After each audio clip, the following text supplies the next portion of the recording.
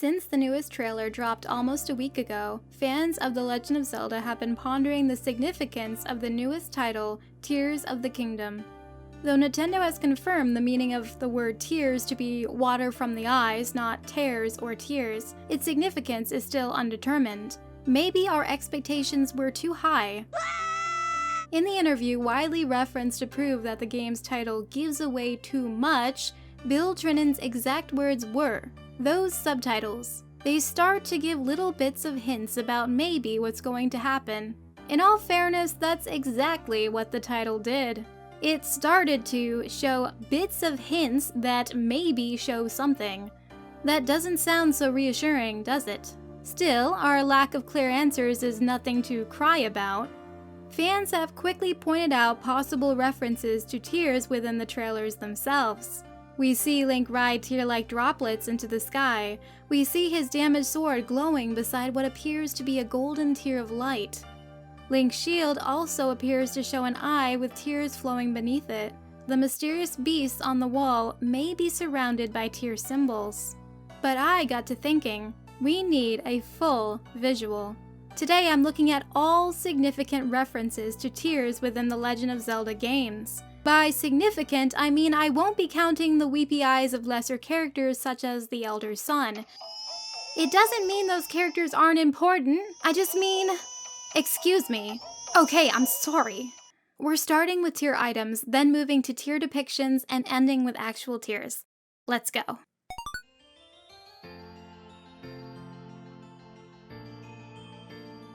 In Majora's Mask, Link can collect a tear-shaped blue stone after peering through the telescope in the Austral Observatory. These rare stones are said to be the shiniest and most valuable stones in Termina. Professor Shikashi gave the stone this unique name because they fall from the face of the moon. He keeps one on display in his observatory. Fans have speculated that the moon, despite its aggressive features, is not actually evil, and is grieving the gruesome act it will eventually perform under the control of Skull Kid, or, more accurately, Majora. Of course, he could be less sympathetic to Termina's fate, and more worried about his own face-first plummet into the planet. It looks painful.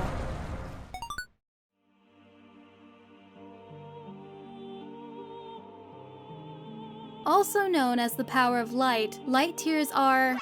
What? No, I said light tears, not light year.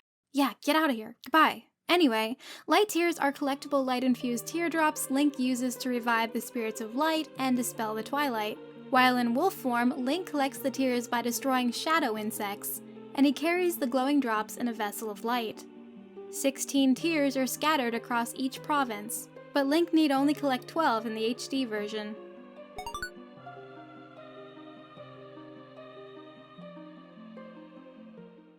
In Twilight Princess, Giovanni gives Link one bottle of Great Fairy's tears after capturing 20 Poe's souls. Drinking the mysterious contents restores all of Link's hearts and temporarily doubles his attack power.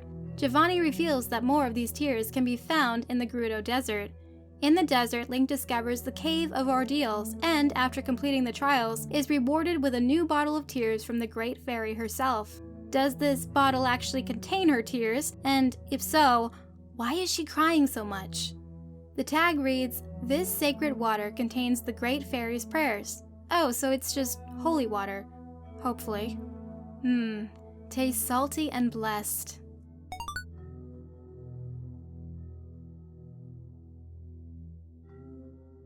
Though given the same name, Tears of Light and Spirit Tracks perform a different function to those in Twilight Princess. In each section of the Tower of Spirits, Link collects 3 Tears of Light that power up Link's sword, allowing him to strike and stun phantoms. Phantoms who are stunned in this way can then be possessed by Zelda's spirit. Tears of Light are no longer needed in the game after Link obtains the Lokomo sword, said to contain divine energy. He can then use that sword in the same way as his powered-up sword. Tears of Light also appear in the Dark Realm on the Spirit Tracks. These provide temporary invincibility and a speed boost.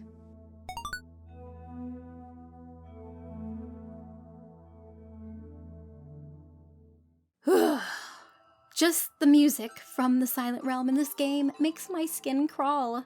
Nintendo just had to make the Guardians sharpen their blades as they chase Link, adding to the fear of being caught. To avoid an untimely end, Link must collect all tears scattered across the silent realms of 3 regions, each named after their respective goddesses, Ferore, Din, and Nehru. Like in Twilight Princess, Link stores each tear in a spirit vessel. Link's abilities to run away and collect tears make him fit to be a hero, I guess, since the goddesses themselves created these areas as testing grounds for his spiritual growth. I think the goddesses have a sense of humor.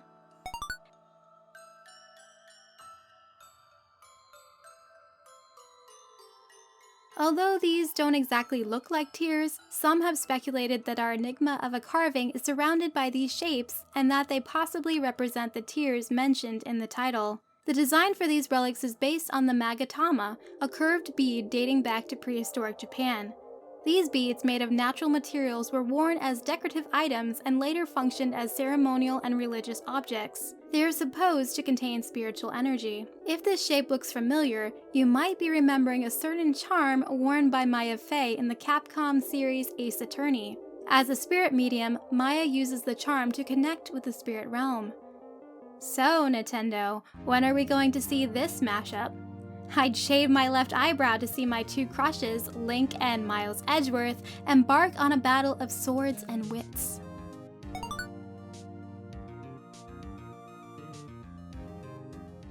Through the series, the symbol of the Sheikah clan and their technology has been an eye with 3 lashes and a single tear. The goddess Hylia chose the Sheikah tribe as the guardians of her mortal form. Because of this, they have incredible intelligence and mysterious connections to the sacred realm. Impa is the most recurring Sheikah character. Though she takes different forms, she is always portrayed as Zelda's loyal protector. The Sheikah symbol can be found on buildings and items across the games. According to the Ocarina of Time manga, the Sheikah Eye symbol did not originally have a teardrop. The tear was added when, long ago, the royal family of Hyrule betrayed the Sheikah and banished them from the kingdom.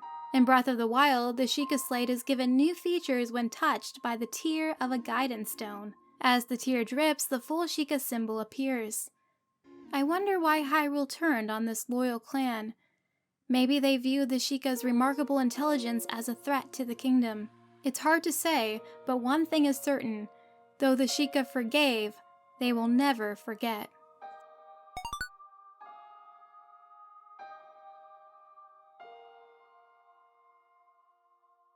The Yiga is a clan of rogue Sheikah assassins who worship Ganon. Their symbol is the Sheikah Eye turned upside down, renouncing their divine role as guardians of the royal family. They are known to hide out across regions and sport various disguises to steal information or to attack Link. Mostly to attack Link. They have an ungodly obsession with bananas, and Link can use this fact to his advantage when sneaking around their hideouts. I don't know who I might offend by saying this, but to me, the Yiga are very annoying. See what pride does to you? These Sheikah thought they were smarter than the king, and it seems that their choice to rebel turned them into idiots. Stay humble, my friends.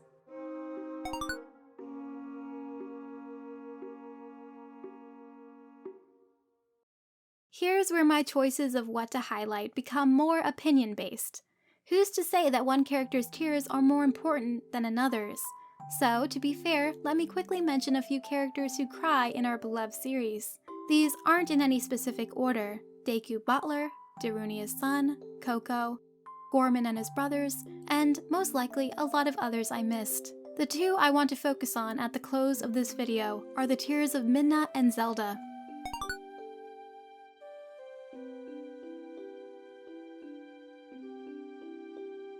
At the end of Twilight Princess, Midna sheds a single powerful tear. The gentle waft of her hand sends the floating droplet toward the mirror of Twilight. Upon impact, the mirror shatters. Without the mirror connecting their worlds, Hyrule and the Twilight can never meet again. Many have speculated that Midna, despite her love for Link and Zelda, knew that keeping the portal between their worlds was too dangerous. Dark and light are 2 sides of a coin, parallel but never merging. Unlike the Sheikah who were forced into hiding, Midna chose to banish herself from the light using a single tear, symbolizing her incredible sorrow. She cried, and so did we. We miss you, Midna.